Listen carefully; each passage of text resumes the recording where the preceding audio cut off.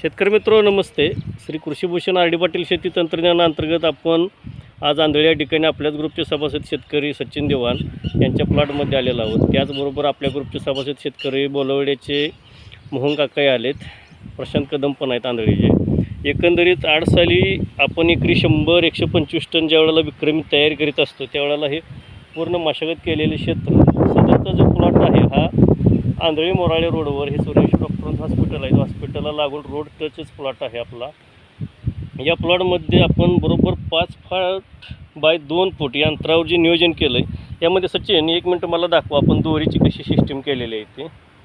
ज्या ठिकाणी आपण ही जी दोरी आहे त्या दोरीला बरोबर 2 फूट अंतरावर आपण गाठी मारलेल्या आहेत. अंतरावर गाठी मारली त्या ठिकाणीच बरोबर खड्डा घेतला. आता हा खड्डा घेण्यामागील कारण काय तर एकंदरीत हा जो प्लॉट आहे हा पूर्णपणे दक्षिण उत्तर प्लॉट आहे.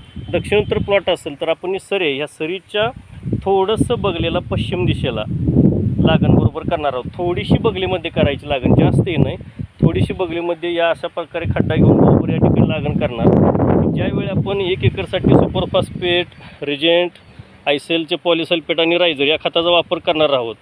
जे रेग्युलर शेतकरी असतो तो कुठेही सगळवत्र म्हणजे सरीमध्ये खते फेकून देत असतो. आज आपण बरोबर हा जो खड्डा आहे मारलेला या खड्ड्यामध्येच आपण बरोबर हे 1 मोठमोठभर खत टाकत जायचं.